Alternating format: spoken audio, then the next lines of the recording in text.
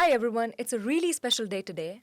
I'm thrilled to be with somebody who has not just led Carlisle's incredible journey in the past decade, but has also defined its culture, purpose, and has impacted so many lives. Today, we'll be discussing about his journey, lessons learned along the way, and what defines him as a CEO and as a person. A very warm welcome to Paul Evans. Without further ado, let's quickly get into it. Hi Dee, you alright? I'm good, how are you? Yeah, very good. Looking forward to the next sort of 30-45 minutes. Thinking back to your first day as MD back in 2015, what was that moment and decision that made you a CEO and made Carlisle as a Company of the Year? Okay.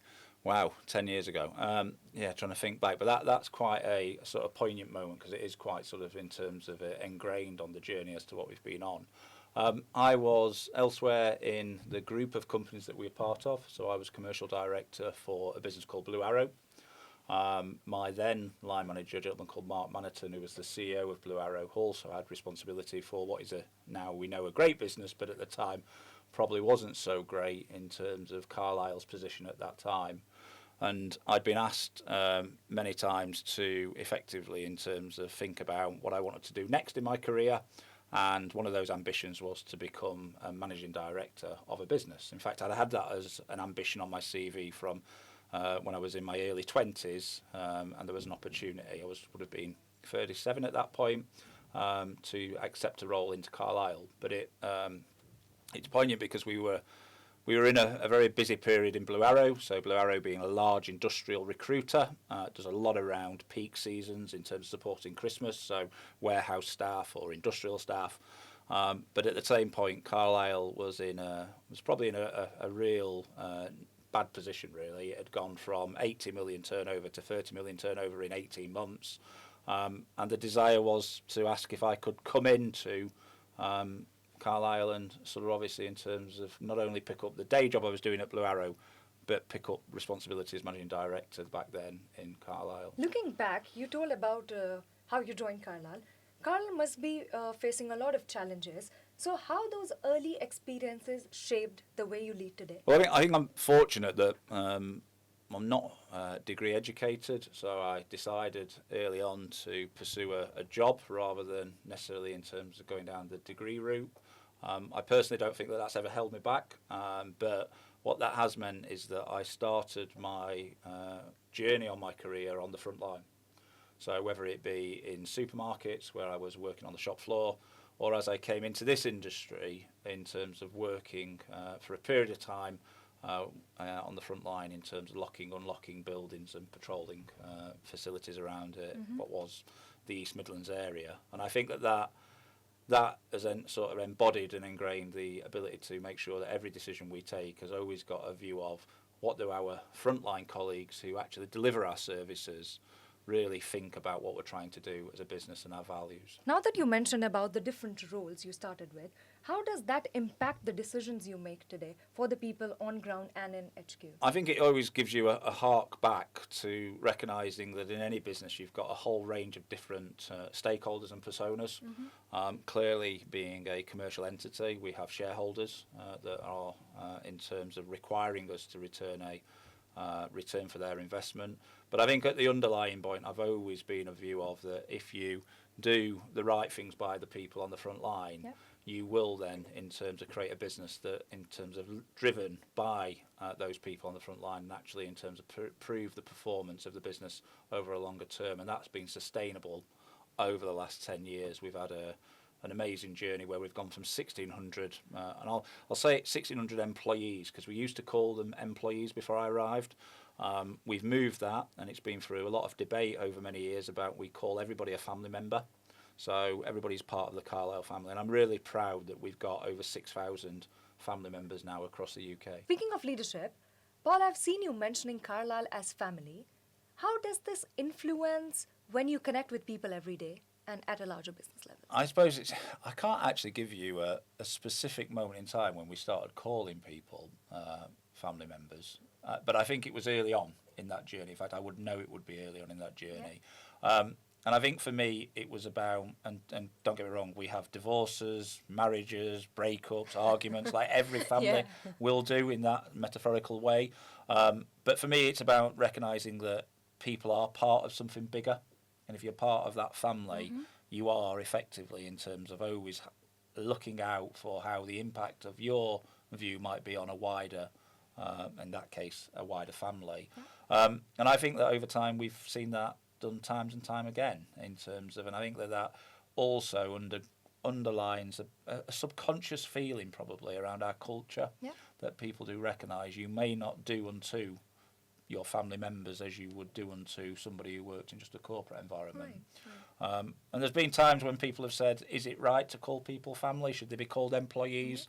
But I also thought that early on in our journey of the last 10 years is we were called out a number of times when we did things. And I always used to think that the proof will be in that pudding in terms of it. And I would suggest now lower staff turnover, a client retention rate that is unsurpassed in our industry in terms of 97% over 10 years.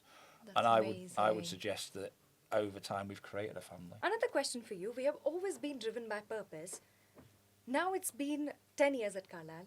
Such a special occasion, it's your anniversary. What does purpose mean to you personally? And how does it keep the business going? So purpose is clear. I mean, every business will know how it does things and what it does, but not everybody will know. And I don't think this is just in business. I think in life you've got to have a purpose. You've got to know what you are in existence for.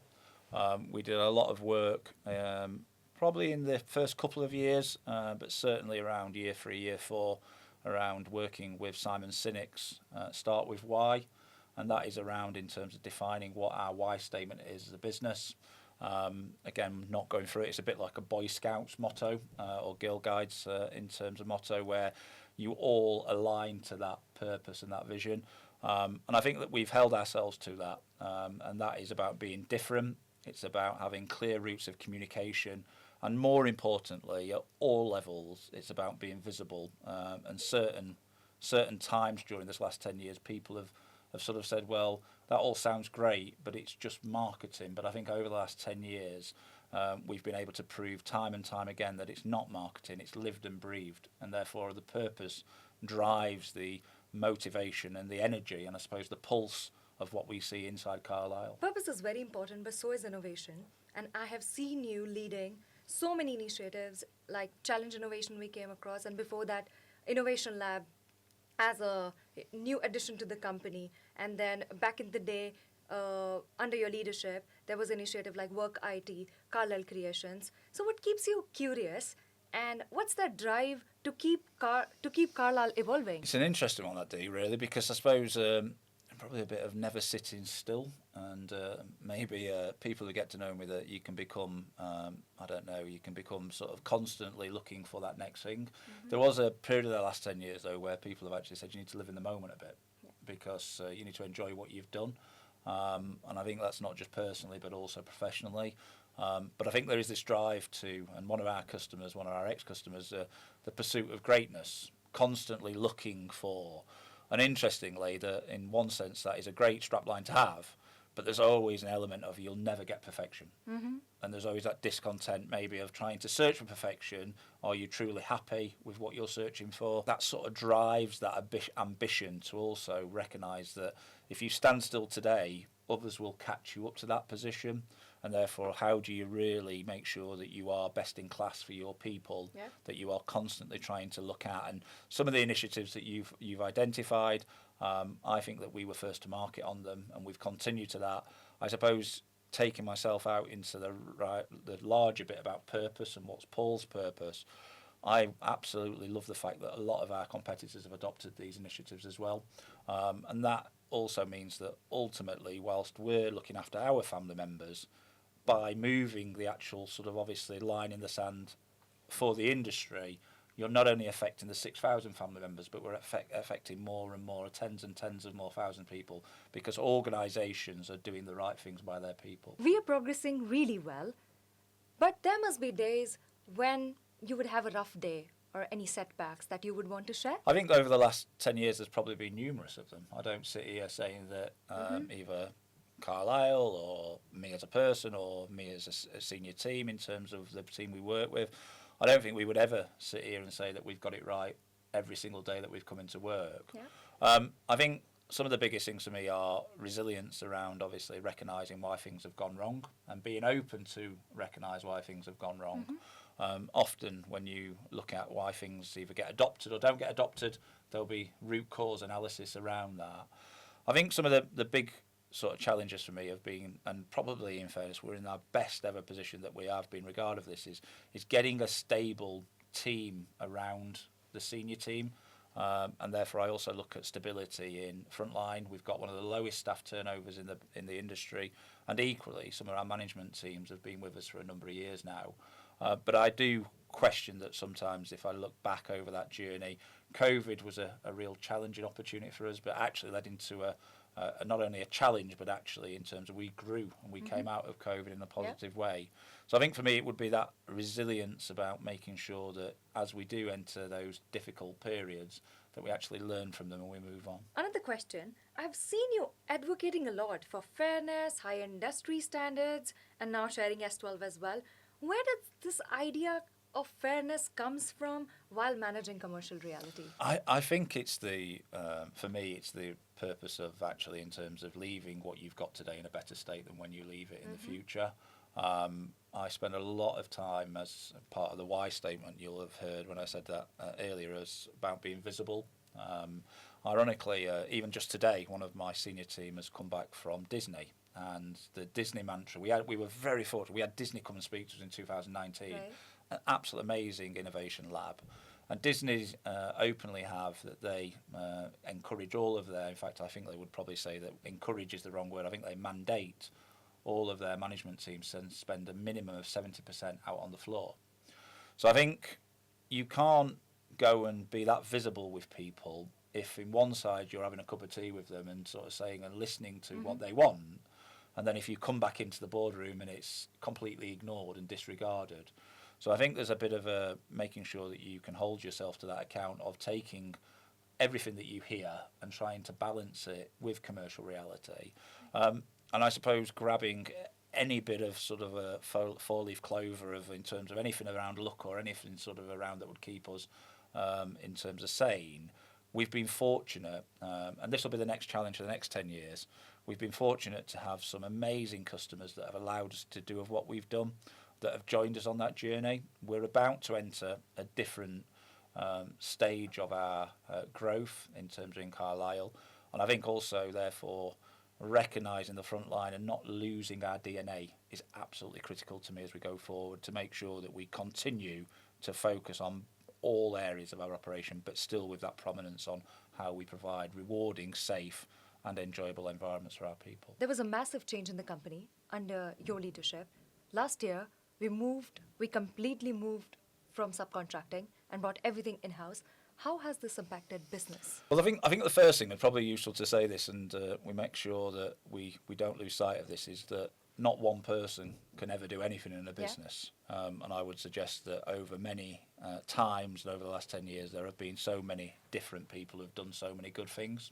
So I wouldn't want to sit here and sort of say, oh, great, haven't I changed the world of Carlisle? Because I don't think that's absolutely true.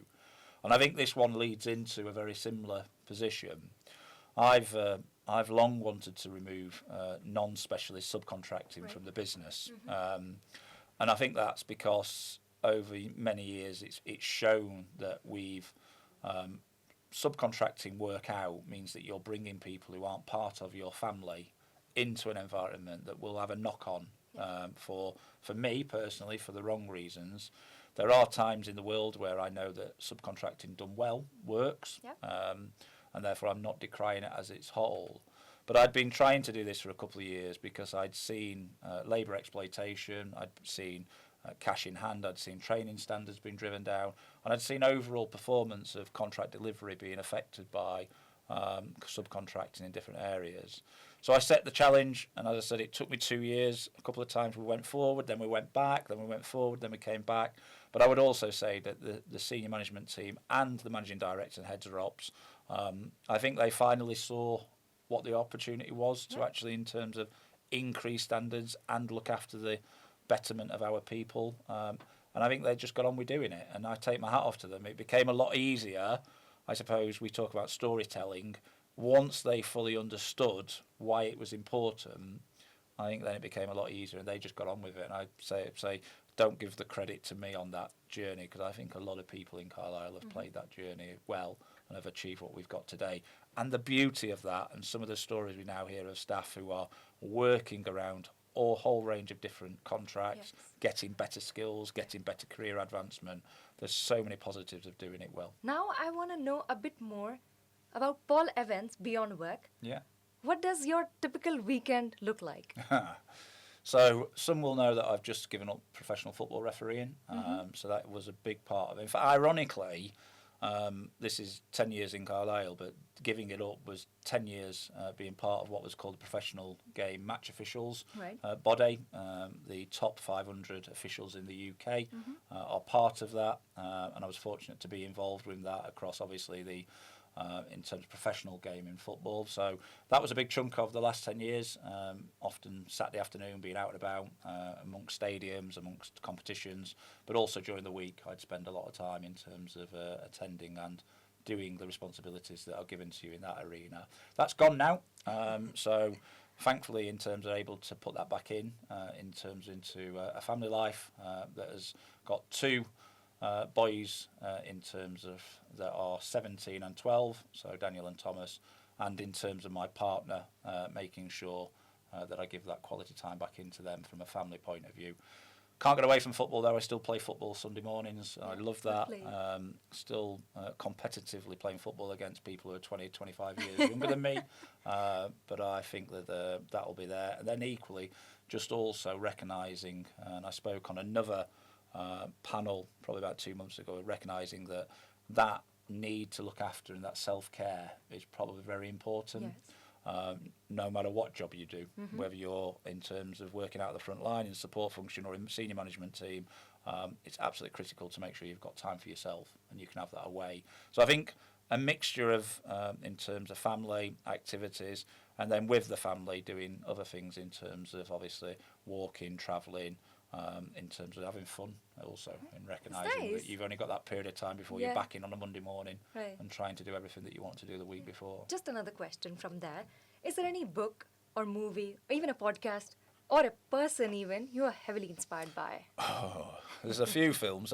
The one film which is probably, you might even, and now you've asked that question, I didn't know that was coming down me from left field. There's one that's obviously in terms of that's probably very similar in terms if you look at where we were as a small business that had gone backwards, was decreasing. So the film that has probably inspired me is probably Braveheart. It's quite an interesting film for me in terms of looking at the journey that William Wallace took on that journey. Not necessarily because it's England and Scotland, but I suppose that was an actual sort of leading from the front in terms of trying to drive through the opportunity to bring forward betterment for all of the people that he was representing. So I think that would be one of those films. In terms of books, there's a number of books that are obviously in terms of being able to be used. We've mentioned Simon Sinek's Start With Why. There are a lot around ethical leadership and corporate citizenship, and I would say that there's probably not just one book. I could give you a range of them. My CFO, who you know very well, Abe, was doing some in terms of further education in the last 12 months, and we had a whole discussion around in terms of where Carlisle's vision and values had come from and why they'd been drawn out. And I think a lot of that was through ethical leadership. So anything to do with that ethical leadership of recognising how we create long-term sustainable businesses, because that's also quite key. It couldn't have just been a flash in the pan. It can't have just come and gone. And I would suggest that a lot of the foundations were put down in those early years to make sure we've got the ethical leadership in place. 2 questions here for you. What are the unfinished plans or the plans for next 10 years? And another thing, after 10 years, what's that one thing you want people to remember about you? Right. So 10 years on, so I'll be 57 at that point, so giving my age away, which I, as a man, am allowed to do. But when I'm 57, my burning, and these probably tie into the same answer to the 2 different questions, I want to make sure, and I've alluded to it to start off with, I want to make sure that we leave this industry that we're in, the facilities management and support services industries, whether it be cleaning, whether it be hard FM, whether it be security, any of the services that we provide. I want to leave this industry or the industries that we're in a better place than where they are today. Now, that's the grand sort of mission statement. How do we actually do that? Well, we do that by educating buyers and people who procure our services. We do that by making sure that we are only work in safe environments, that we don't put our people at risk and at harm, and therefore that finally we create career pathways. I mean, one of the biggest ambitions of me for 10 years' time would be that, I mean, I went to a number of speaking to school leavers as part of this role. I'm fortunate that I get to speak to a lot of different people in different environments. But in careers lessons, the facilities management world is never really talked about. Yeah, you can become a doctor, you can become a lawyer, you can do whatever. But nobody ever, in terms of even careers teachers, don't even really fully understand what we do. But when you actually realise the amount of millions of people that work in our industry and the careers that it can offer and the skills it can offer. So I think that would be an overarching sort of final one around how we create a real opportunity to not only leave it in a better place, make sure it's safe, but also that it has got a real opportunity for people to, the skills that can be, this journey of bringing new talent into this sector would be something that in 10 years' time, if I sat back and went, do you know what, actually people do talk about the facilities management and support services arena as a career that's not just something that's thought about when they fall into it, but it's thought about an actual persuasion and a progression that they have when they're actually making their career choices. You pretty much summed it up, but I want to ask again, if people at Carlisle to remember you, that something Paul stood for in his tenure, what would it be? Just a quick word. I would no doubt, in fairness, and you feel these tensions as you're trying to do change, I would no doubt feel that people would say, I know what I would want them to say, but I also think that they would say this at times, is that he would go off on tangents around making sure that things are done in a certain way. And that's not always the right way, by the way. And I first put my hands up that I've learned over the last probably 4 or 5 years of, in terms of stepping back and allowing other people to get on with it. And certainly as we've got bigger, I've realised I can't do that. But I would hope if they were to sort of put something on top of the actual sort of top of the paper, they'd say, yes, everything that he did in terms of, but he wasn't in terms of doing it for anything other than trying to, in terms of make sure that he was leaving it in a better place. So I would hope that they would say, yes, hard taskmaster, not always right, but he was absolutely motivated by the right way in terms of what he was trying to do for the industry and for the people alike. One last question. What's one piece of advice you would like to give to the world? I would suggest that probably in terms of the biggest thing is to look after yourself. That is, you only get one body. You might get many careers, you might get many opportunities. And I would suggest that, and I've learned probably the hard way to that degree, so have the right blend of work-life balance and check in with yourself on a regular basis. Thank you so much for your time. Thank you, Dee. Thank you. Thank you.